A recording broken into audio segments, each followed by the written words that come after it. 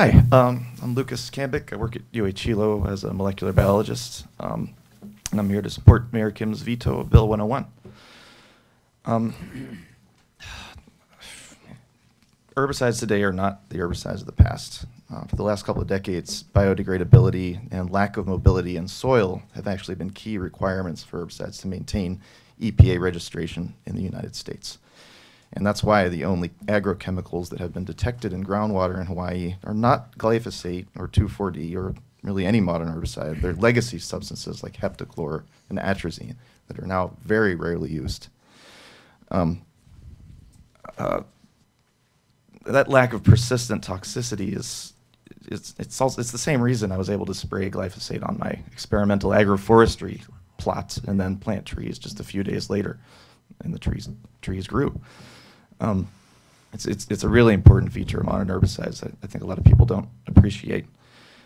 Furthermore, there's no evidence of any public health threat from modern herbicide use, at least when properly applied.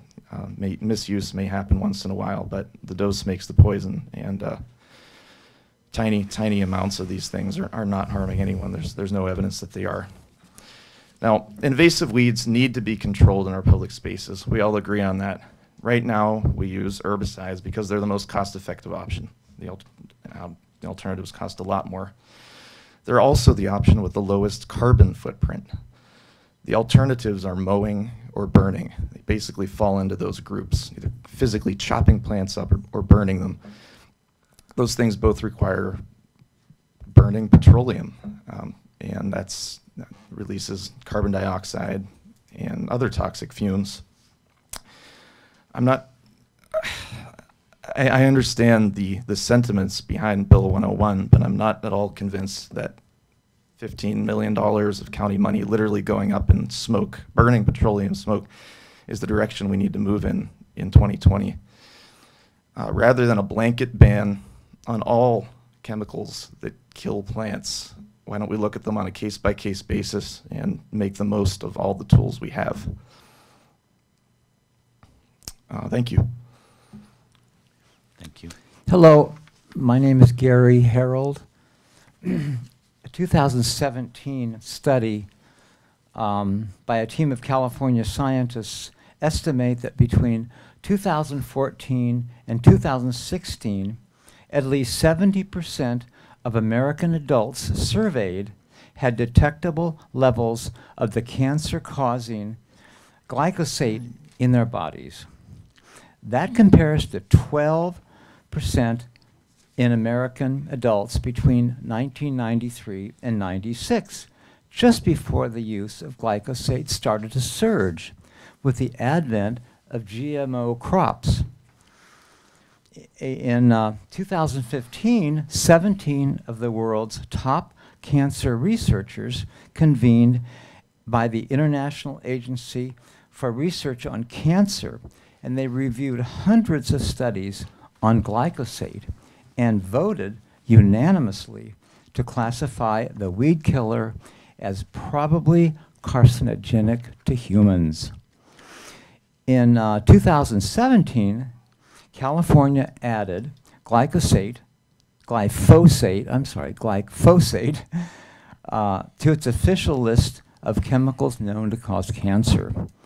Monsanto, perhaps the world's most reviled environmental villain, has finally been busted for selling its poisonous products around the world.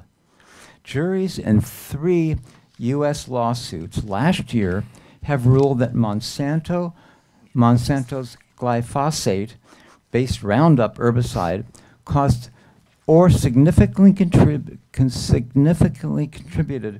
to the onset of non-Hodgkin's lymphoma, a life-threatening immune system cancer. Over $2 billion was awarded in damages to 4 victims, and over 13,000 other lawsuits are now pending. Glyphosate has given rise to genetically modified food, which has been linked to health issues such as infertility, immune problems, faulty insulin regulation, accelerated aging, and changes in major organs and the gastrointestinal system.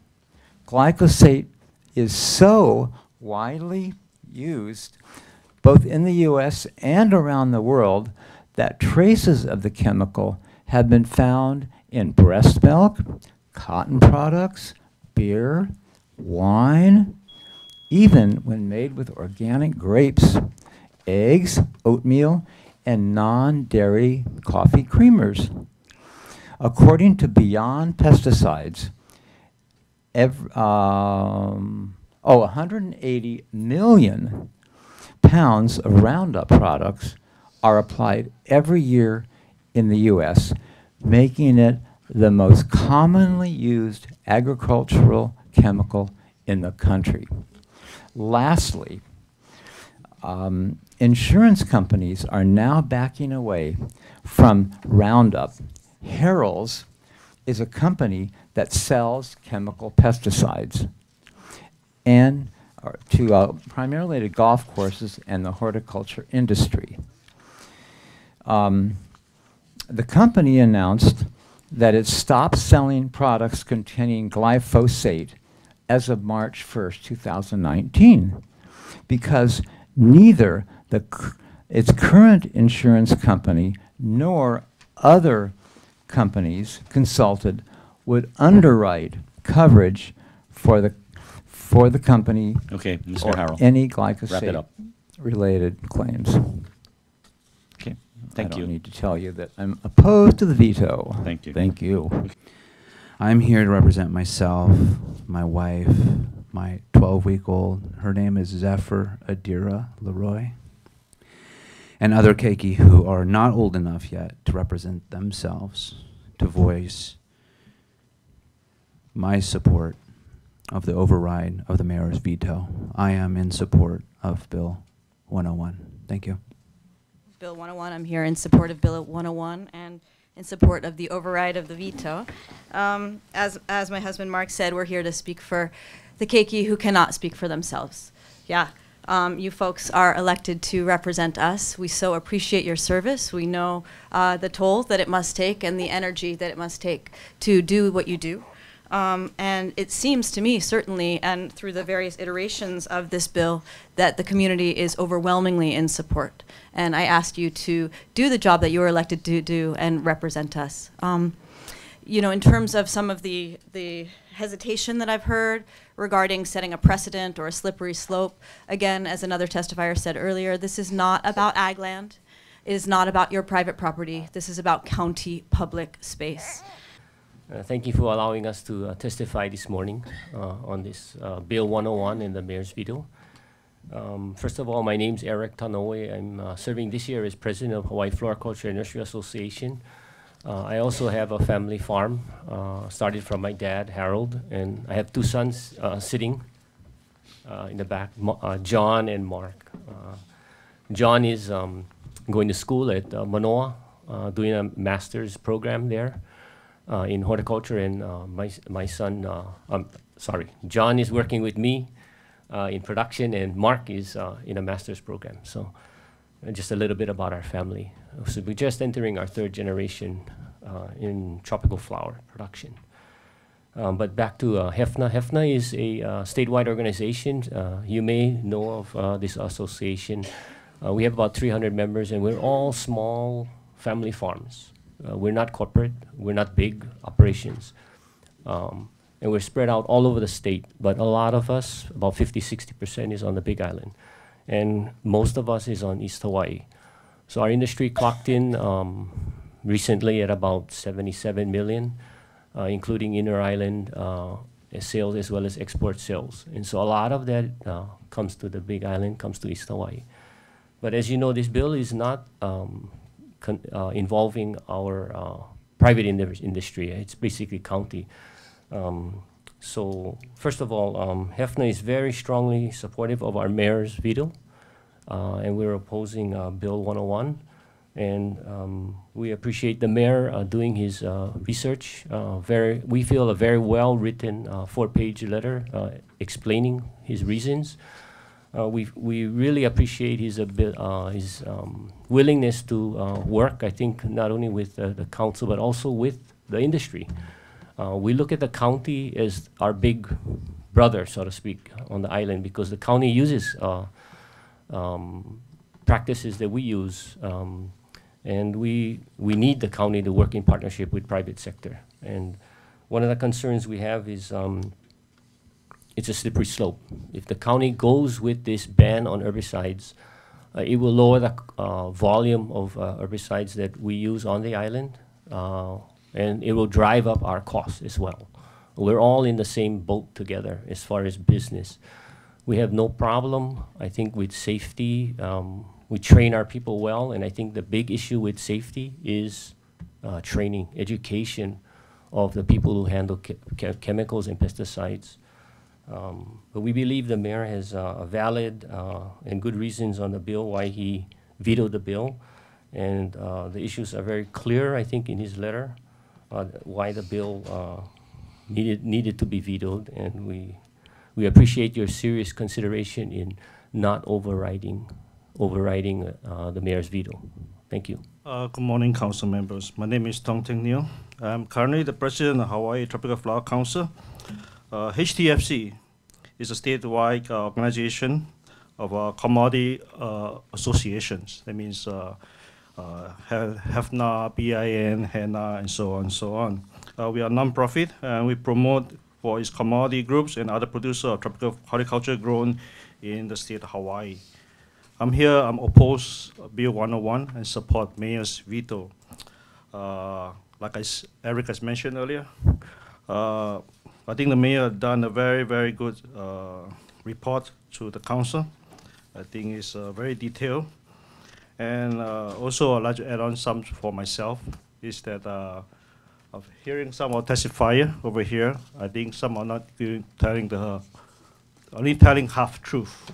For example, they say they ban on other countries, and I did share that information with Matt when I met him the last time, that those countries that have banned glyphosate, the farmers are suffering right now with high costs and lower yield.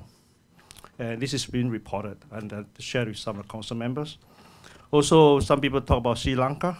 Sri Lanka did ban glyphosate, and it's glyphosate only, not after herbicide, in 2015.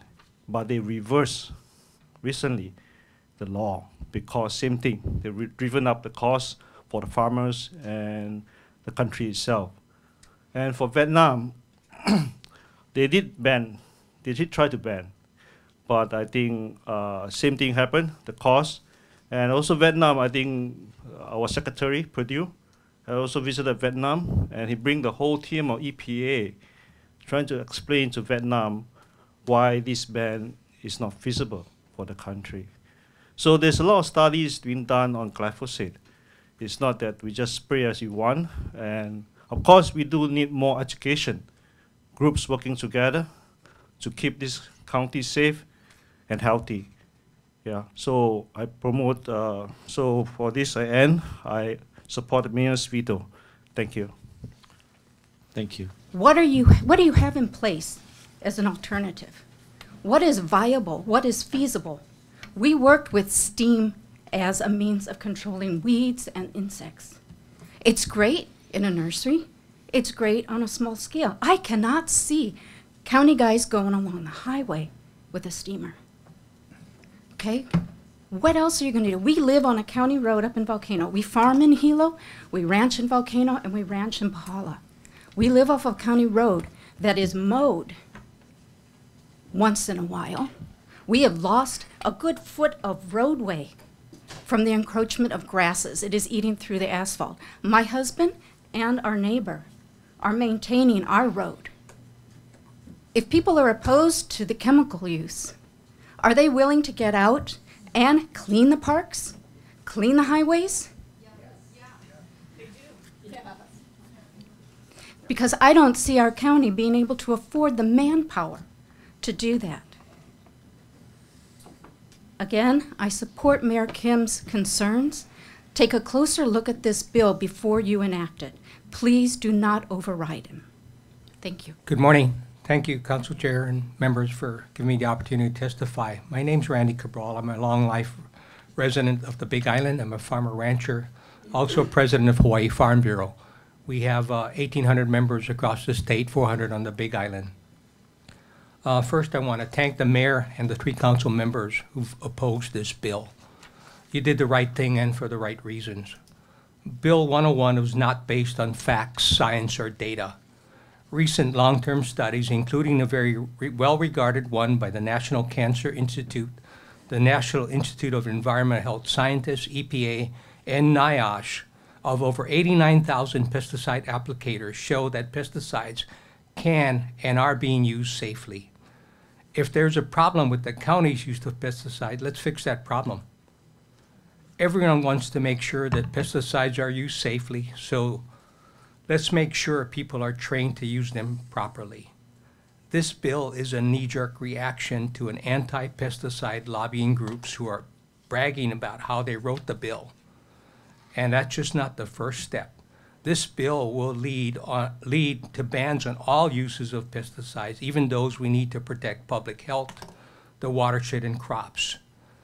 If that's not the intent, then why are some of the banned pesticides only for use in agriculture and not even used for roads and parks? Finally, the bill doesn't consider the fiscal implications. How much is this going to cost? Where is the funding going to come from? Are we having to pay more taxes?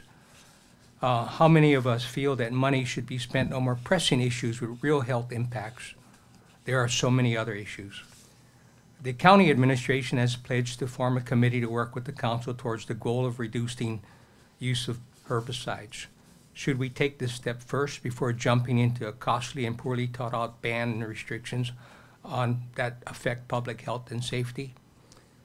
Some of you may think that we don't care about the safety of our keiki, but that's far from the truth. If we really want to protect our keiki, let's work on the other issues that have a direct impact on our keiki, such as domestic abuse, child abuse, homelessness, lack of medical care, hunger, affordable housing, the poverty issue. We've got so many other large problems. Let's put the resources that we can get the most bang for a buck. This is not something that we should be doing to our parks and banning the use of herbicides. It doesn't make economic sense when the money could be used to actually help our keiki right now in more meaningful ways. Thank you for the time. Thank you. I moved here from the state of Michigan, where we had around the outside of our pool bricks, and we always had grasses and weeds that were popping up there all the time. And I refused to use any chemicals that would be harmful to nature and my family. So I searched and decided that, hey, I read about using plain old vinegar. Well, you know what? It worked, and it didn't hurt anybody, and it didn't hurt the earth. When I moved here to Hawaii, I love the sun, and I love the rain, and things grow like crazy, a lot faster than they did in Michigan. And trying to keep up with my weeds, I was not going to use chemicals. I don't believe in them if I can possibly figure a different way, and I did. I found out that there's a thing that organic farmers use called agricultural vinegar. It has 30% acid, which is the vinegar that's been extracted. And that takes care of my weeds for usually a month at a time. I'll go out and spray on a hot sunny day, and it gets rid of the grasses that comes up in my cinders. It gets in between the plants, as long as I don't get too close to the plants, because I've had some that on the outside have developed brown leaves, I'm sorry. So I think that if we're looking for something that you can use on the sides of roads to keep down grasses that aren't something that we want, or weeds, because if you're talking about glyphosate, I understand that to be a pesticide. It's to kill bugs. I think we're after killing weeds and grasses that aren't desirable, and I think an agricultural vinegar could be a very well-used solution that would cause no harm to animals, plants, birds, and people. Aloha, my name is Michelle Prevost, and I do not support the veto. I support Bill 101. This message is for Harry Kim. I have a question for you. Do you care more about the reputation of Roundup than you care about people's health and well-being? It's been proven Roundup can cause cancer. We all have people we love who have died of cancer. It is an epidemic. Do you care about the county's employees who have to spray this toxic substance? Do you care about the people who travel the roads right after or during spraying, or who are walking on the roadside? Do you care about the children at the parks and schools who are playing on the grass sprayed by Roundup? Do you care? Or are you bought out by this company? I hope not. I want to be respectful of you, Harry, but I am concerned about the well-being of humanity and our sacred planet. Do you care about the oceans where toxins eventually all flow? In order to gain respect, you must do the Pono thing. Protect the people you serve. This is not a game. This is cancer, a deadly disease. Do you want lawsuits against the county and state for ignoring the truth about Roundup? Do you all, county council, mayor, governor, want to be reelected? Do you care about the children? Do you care about your own grandkids? I started by asking one question that has led to many others, but in the end it boils down to one question: do you care? If not, please retire. I guess you are anyway, so. Because we are done with the good old boys mentality of doing things the way they have been done for a long time. It does not work. This is a new age, an awakening is happening. You can choose to be part of it or not, but you cannot stop it from happening. My prayer is that you will awaken to the truth that we must malama the aina now and not later. And one last thought is we have no winter in Hawaii. We are inundated with Roundup year around. While people who have winter get a break from this toxic chemical, we get none. We are at risk. Please stop poisoning us. Mahalo. Today I'm not speaking for myself, but I'm speaking for a very good friend of mine, one of the smartest people I know, who is a scientist on Kauai, where I lived for 20 years before moving here 7 years ago. Her name, I'll go ahead and read now. Aloha, members of the Hawaii County Council. My name is Fern Anuinui Holland, and I was born and raised on the island of Kauai. I lived for 2 years in Kamoala briefly as a young girl and think so fondly of Hawaii Island. I have a Bachelor of Science with majors in Wildlife Management and Environmental Sciences. I humbly submit this testimony in support of Bill 101 for your consideration. I aim to address the specific point raised by Mayor Kim relating to deferring to other regulatory bodies to protect us from biocides. The regulatory process misses or ignores many effects altogether and often doesn't take into consideration any ecological impacts or long-term chronic low-level exposure to these biocides, such as exposure to a child growing up playing at a regularly sprayed sports field. The EPA and the federal and state agencies tasked with regulating this issue are absolutely failing to do so. In some cases, regulatory agencies are simply unable to do the job because of underfunding and staffing issues.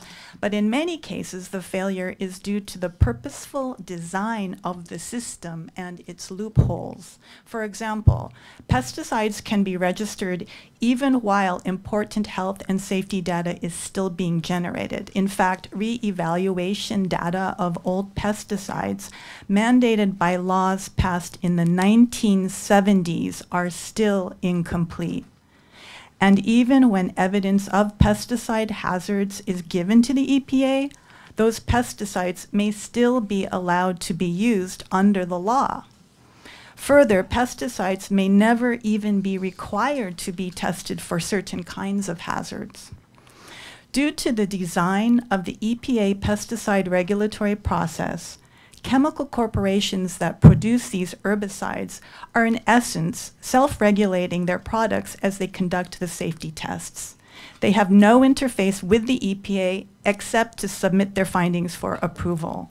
As a result, the pesticide registration with the EPA is no guarantee of safety and in fact provides a false sense of safety where there is none. Similarly, the State Department of Agriculture is unable to manage the pesticide use in Hawaii safely. Just look at the recent case on Maui where Monsanto was exposing workers to a banned pesticide. Also recently on Kauai, just 2 more paragraphs, when Syngenta workers were also exposed to chlorpyrifos in the field despite the chemical corporations claiming they have the highest standards of practice.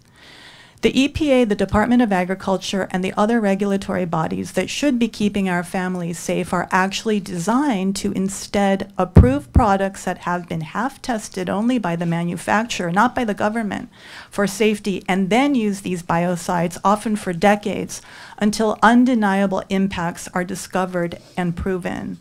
We've seen this over and over and over again. Chemicals approved and deemed safe, only to be discovered to cause irreversible, undeniable harm. The system is rigged purposefully for the benefit of corporations, not to protect our community and environment. You guys are the last line of defense for our communities and for our health and for the environment. So please do not rely on these agencies who are failing to protect us. Mahalo from Fern. Go ahead, Nancy. I'd just also like to say that I respect all of you, even other people of the Cabrals, I believe was their name. And I would like to address that my name is Nancy Young. My husband and I, who has coached for 52 years of his 67, and I am a retired teacher from Waikea Elementary, and I'm a mother of 14 children by that same husband, 26 grandchildren, and 4 great-grandchildren. 2 of my daughter-in-laws, one was raised and born here on the Big Island. Her mother died because she was in one of that plantation, the former, because of all the chemicals, okay? And we know that to be a fact. We know that, people. Okay, I appreciate that. I just wanted to ask, even if you don't have children, here is the last stand of Ohana. My children can call any one of you uncle or auntie.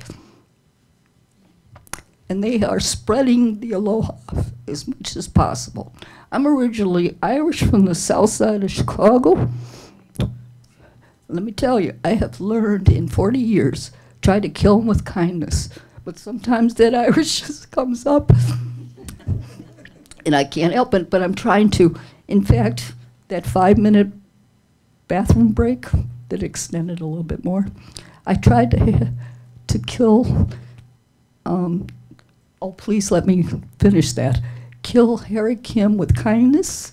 I went up to him and said, you know what, I respect you. I have seen your former time, and then in between, and then now. I respect you, but I don't envy you your job, nor any of yours. But we have to think about our case. He got very offended, and I don't know if he did have a reason, but you know, I didn't want to kill him with kindness. I just wanted him to know that no matter if his opinion is different or what, but until it really hits home, like him losing his place in the lava, you know, he's under pressure, and we understand that. But we all have to be thinking, feeling people. And some of the Cabral's arguments, which I'm glad you brought them up, a lot of this testimony is very emotional. I'm getting emotional right there now. You better, my husband says if she shuts up, better run. He thinks he looks like the terrorist, okay? He says, no, my wife is, and some of you know that. Anyway, to sum it up, Cabrals, I'm glad you brought up that about the part about volunteering. There's plenty of people. My idea is to start, we can even go into all the other problems. We can be leadership for our whole United States, or whether you call it Hawaii, culturally, scientifically, morally. We know this to be true. Roundup is not a good thing. And there are alternatives. We're just asking that we, as thinking, feeling people, look at all the scientific research, look at all the cultural impact, look at your own understanding that we live in Hawaii, we are all, welcome back, Mayor, we are all a part of this big decision. Let's be thinking, feeling, let's go physical, emotional, spiritual, cultural. Let's do this together and understand what the impacts are. Even though some of us, you know, my Aunt Rose is 98 on January 2nd. Sorry, but she even knows. You know, time is limited. Some of us are on our way out, but it is going to have rippling effects for the generations to come. Thank you very much. Okay. I just want to remind you the importance of bees. We had a devastating year last year, and we need to do as much as we can to reduce items that are killing bees. You know, one out of 3 bites of food that you take is because of a bee. Unless you're a vegan or vegetarian, then it's closer to 2. The bees represent about 80% of the agriculture in this in Hawaii. But more importantly, what many of you might not realize is that here we have a thriving queen breeding community. We supply queens all over the world, but our queens that we supply to the mainland are responsible for $5 billion worth of agriculture. Okay, not million, but $1 billion, $5 billion. That's a lot of agriculture. If we endanger our bees here, it has a ripple effect outside of this island that we need to keep in mind. And so I urge you to really think about the consequences. Any reduction would definitely help. So I'm definitely in favor, we are in favor of Bill 101 and opposed to the mayor's veto. On a personal note, not associated with the association, I find this whole conversation really interesting, and it's almost like deja vu. We're talking about public spaces. We're talking about toxins in public spaces. We've had science and people on both sides, emotions on both sides, now with all these lawsuits. Do you find anything in common here? Do you remember? Smoking? Yes. I mean, why? How come we're not smoking in this building? How come there's a lot of private and public areas that don't allow smoking? There's no smoking ban in your house, but why can't you smoke in a restaurant, in a bar, and many other places? Because of health reasons. How many more lawsuits are going to be required? I mean, what's the magic number of people that are going to have to die and people are going to get sick before we realize? I mean, are we going to take the same issues like the cigarette industry, where it's going to take us 50 years to come to the conclusion that we kind of know now? So on a personal level, I just ask all of you to kind of, you know, do the right thing and pass this thing. Thank you. I love honey. I'm going to get some at the farmer's market right after this, and hopefully it won't have any glyphosate in it. I'm sure it doesn't. You know, my name is Andrea Tischler, and I live in Hilo. I live up in Waikea-Uka. Councilwoman Sue Lee Loy is our representative. She's been out actually to our street, our road, it's a county road. We have a large agricultural parcel across the street from us, which the frontage part of it that frontage the road is sprayed regularly by glyphosate. You know, the county comes out and sprays all the high grass there. We get a lot of rain up there, so the weeds really grow fast. In addition to that, there's a ditch that has runoff of the water that comes up Mauka on our road. Twice a day, 4 buses, school buses, come and pick up children on the road right across from our house. These children stand on the road waiting for the bus, not on the road, but on the side, where glyphosate has just been sprayed.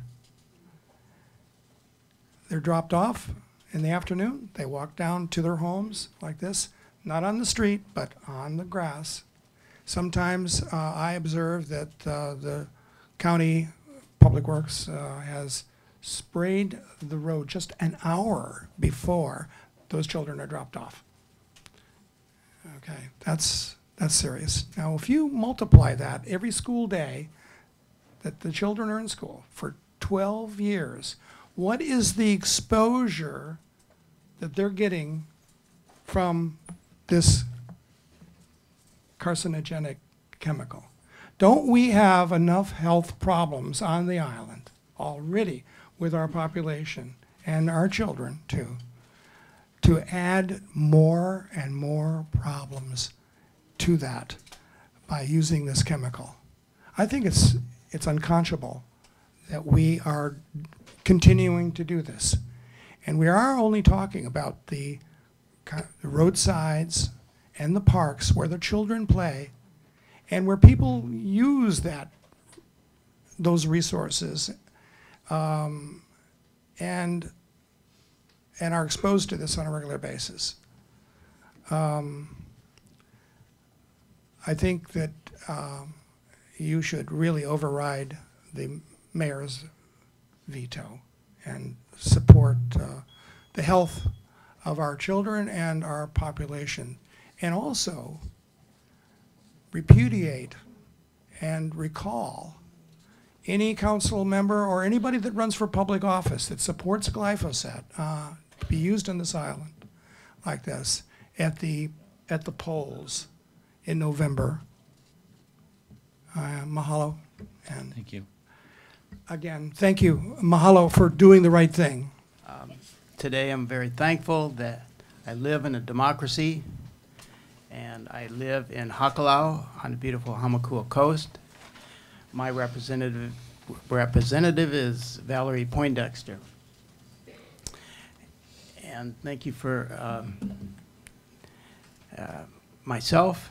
Thank you for my farm community, Ono Gardens. Thank you for my community in Hakalau. Thank you for my bees. And thank you for the beneficial plants. They are the solution. I'll get back to that. In 1984, there was a group of concerned citizens that began taking care of the roadways in Captain Cook by hand. I was so inspired that I started a group in Waipio Valley in 1984 to take care of the roadsides there by hand and not use herbicides. And those programs are still happening, and it is expanded to 15% to the 1,000 miles of roadways in our county. And now I was so thankful and so happy to drive in here today and see county workers taking care of the roadside with machines and not herbicides. It was such a joy to see that. So I thank the council for their past votes to allow this to happen, and I urge the county to override Mayor Kim's veto, and I would hope it would be a unanimous vote. On our farm, we're 100% organic, And how do we take care of our weeds? Well, we have a choice to either kill the weeds or use beneficial plants that smother out the weeds. You can kill plants without using chemical herbicides. If you've ever taken fish emulsion and put too much emulsion on your plants or in your garden, you see that the plants die. What you're doing is you're changing the pH of the soil of the plant. And a past testifier said that she did that with vinegar. Well, you can do that with fish emulsion or just too much fertilizer. It will kill the plants. But other than that, you can kill the plants with beneficial plants. Here's a couple here, and these are kind of common plants seen around the island. You can see them along the roadway, and they're at a constant battle with the cane grass. They will smother the cane grass. They'll kill the cane grass if you allow it. But if you come along every couple months and spray it with an herbicide, it doesn't have a chance. What has a chance is the bad weeds and the cane grass. So I urge people to take this plant. You can implement it by hiring the horticultural industry that are afraid of paying too much for Roundup. They can get the contract to grow these things out. You can plant them along the roadways, and then gradually there will be less money spent on maintaining the roadways or the county parks. Thank you. Hannah? Thank you so much for pushing forward with this bill as far as it's gotten. And I just want to say that I'm one of those people, as probably many of the people that you've heard testify, that were out there with weed whackers, pulling weeds in our county park. And I was out there long hours, feeling pretty proud of that opportunity to move us forward into a better tomorrow. I think that a lot of people were really excited about the opportunity to prove that this could happen. And I want to say the people that I saw out there, who else was out there with me, was a lot of mothers and children.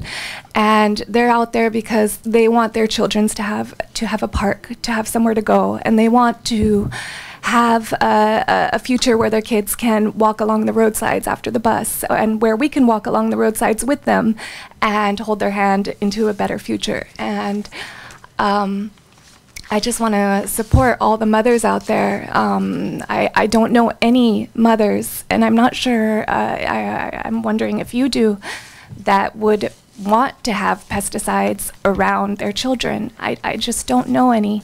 So that's all I want to say. And for the future of humanity even, you know, we all know that the climate is something that's looming over all of our minds right now. And this is another side to that picture. We have natural climate solutions. The soil under our feet is one of the best ways that we can actually combat climate change, and we need healthy soil. We need healthy community, and we need healthy children to be able to plant the trees and do the things we need to do to move forward into a better tomorrow. So anyways, thank you. Okay, thank you very much. And go ahead, sir. Good afternoon. My name is Joseph DeFrank. I'm providing testimony in support of Communication 489.681, the mayor's veto regarding Bill 101. I am currently serving in my 37th year as a professional weed scientist in the College of Tropical Agriculture and Human Resources at the University of Hawaii at Manoa. Standing for my testimony as a private citizen is ownership of 6.3 acres of farmland in Hawaii County, and actively conducting business in Hawaii County as a producer of in-ground landscape ornamentals. In 2017 and again in 2019, I provided statewide training to Hawaii Department of Transportation Vegetation Management field staff on herbicide types and usage, environmental awareness of pesticide use on roadways, and procedures to ensure pesticide application consistent with product labeling. I also contributed editorial services to the Department of Transportation's Highway Manual for Sustainable Landscape Maintenance. From 2006 to 2018, I was awarded over $500,000 with 3 Hawaii Department of Transportation research contracts to develop protocols for hydroseeding native Hawaiian plants on roadways, large-scale seed production of 4 native Hawaiian ground covers, and production protocols for native plant seed production in roadside landscapes. These projects provided me with first-hand experience establishing native Hawaiian plants on Oahu's busy roadways. All of my projects deliverables are at the website listed there. Made use of herbicides to prepare roadside areas for establishing native Hawaiian plants and to maintain weed seed production plantings in a weed-free status. These protocols would be unusable in Hawaii County with the adoption of Bill 101. Also, my vegetation management trainings would become irrelevant with the adoption of Bill 101. More important than the waste of taxpayer dollars for these efforts is a potential loss of life with the adoption of Bill 101. The eco-friendly methods of weed control listed in Bill 101 will greatly increase the need for manual labor to deploy mowing, grazing animals, mulching, and much more frequent application of non-lethal herbicides. These labor-intensive practices will place county personnel on the roadside for a longer period of time than is currently required with the use of conventional herbicides. Roadsides are a dangerous place to work, and policies that increase a worker's time on the roadsides increase their risk of serious and potential fatal injury. I am supporting the mayor's veto of Bill 101 based on the weak justification for banning the listed herbicides, roadside vegetation management procedures that are not cost-effective, and increased risk to worker safety due to increased roadside work time required to deploy the vegetation management measures suggested in Bill 101. My suggestion for reducing complaints is to allow workers to work at night if they so desire, and to incorporate pre-emergence that prevent weeds from germinating in the first place. I respectfully submit this testimony. Thank you. I'm here to speak on behalf of the pollinators. I look like a bee, right? In honor of the bees, they are declared the most important life form on Earth. Not us, okay? Bees. They've been caretakers of fertility and abundance for 130 million years on this planet. They designed this planet to be what it is. Oh, sorry. Okay. Yeah, they designed it. They're like, you know, goddess-like. And in the past decade, the decline in global populations of pollinators is dire. Bees are down 46% of what they were 10 years ago. Bumblebees, honeybees, wild bees. Butterflies are down 53%. Beetles, including ladybugs, are down 49%. Flies 25%, dragonflies 37%. We're losing our insects.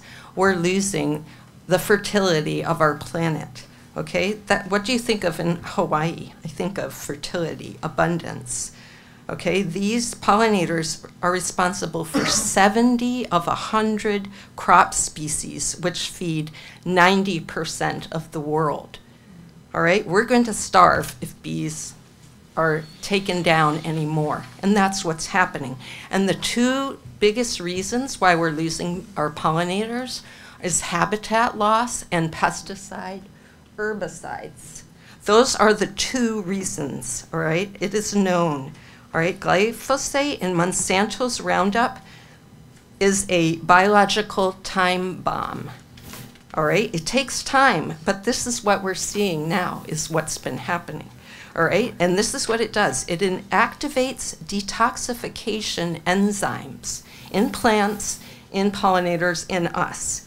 Disrupts our endocrine system, damages microbiome and immune systems, creates oxidative stress, and is carcinogenic. This is all in humans. Now, a Hawaiian man just won $300 million in a lawsuit against Monsanto this July for developing non-Hodgkin's lymphoma from using Roundup. This is just the beginning. This is happening all over the world. Monsanto's going down, okay? Bayer bought them, bad move, too bad. Can you imagine what this does to bees if this is what it does to humans and pollinators that are this small? It destroys their gut bacteria. They can no longer find their way back to their hives. They're dying, all right? People have testified that. They've seen them dying. There are 63 species of Hawaiian bees endemic just to Hawaii, yellow-faced bees on all these islands, and they're disappearing. This is a crisis, and it can be averted by banning Roundup, not only in parks and roadsides, which is a small victory, but come on, we have to ban this on all food crops. They're still going down to the water in all food growing places on the island. So in light of the evidence, Mayor Kim, this is criminal negligence to use Roundup. It is a state of emergency for our planet, all right? We have to join the hundreds of countries and cities, thousands of cities worldwide that are now, right now, banning GMO crops and Roundup and are adopting sustainable land management and agriculture, like the Hawaiians did with Ahu Puoa, right, of the pie, and they fed everybody on the island, okay? Wrap it up, please. Thank you. The EPA is a joke dominated by the industry. It's supposed to regulate a captured agency. And we should ban them from the planet. Monsanto, Syngenta, DuPont, and Dow. They are not miracle workers. They are poisoners. Thank you. Mark. Good afternoon, everybody. My name is Mark Crivello with 3C Goat Grazing. Two things I would like to talk about. First one would be about the rat lungworm. I am a survivor. That is a very, very critical thing that we should put more effort into, finding out solutions. Why do I say that? I had rat lungworm, I had lepto, and I had a machine accident where I went into a 1 million gallon manure reservoir out in Ocala, survived that, and out of all of that, rat lungworm was the worst. I'm still affected by it today. So please keep on throwing money towards that. We need to find solutions. Number two, I'm here to support Bill 101. We are a goat and sheep grazing company. Sorry, not only grazers, we're conservationists. We utilize our goats and sheep in many different areas and many different ways to help restore natural forests and also to take away invasive species. We won awards with the Hawaii National Guard that was presented at the Pentagon in environmentally friendly land clearing. We dropped herbicide use by 95% in a year by utilizing the goats and sheep. So I would like to mention to you guys, we are fully confident in putting our goats and sheep on the side of roadsides, parks, bus stops, gulches, rivers. We set our standards very, very high for the environment and have all kinds of different methods to utilize the right animals in the right places so we can drop our herbicide use dramatically. I am very confident to say that, and hoping we'll have more opportunities to be on the roadsides, next to canals, and other places to help our environment. Because the goats will actually take away invasives, help promote better soils, because a lot of our invasive species come from poor soils, which the poisons do. They kill off our soils, invasives come in. The goats and sheep will actually promote better soils, help landslides,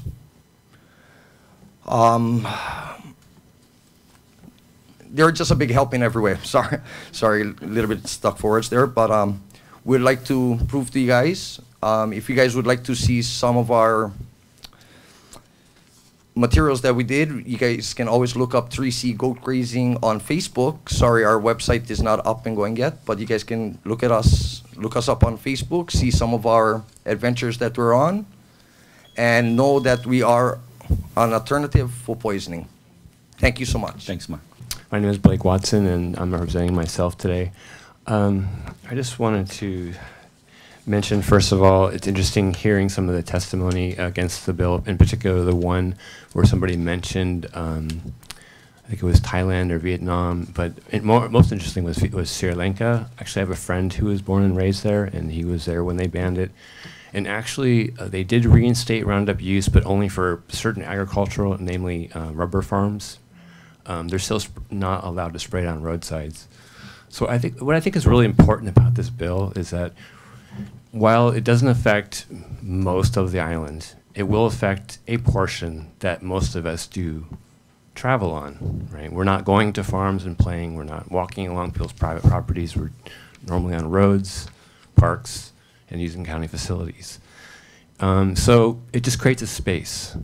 I think that the 4-year transition is really reasonable for people who have concerns about process, working with the departments, working with alternative methods, learning as we go in some cases. I think it's also good to note and I'm really grateful to see the county response over the last few years to reduce their usage of Roundup by like 50% or greater. And it seems that given that evidence and seeing, I live on the west side of the island, and the growth is the highest for the island as far as I can tell. And already there's like hardly any evidence of people using the state and county using Roundup, at least in my area. I'm hearing reports of it being used more, oddly enough, on the drier side of the island.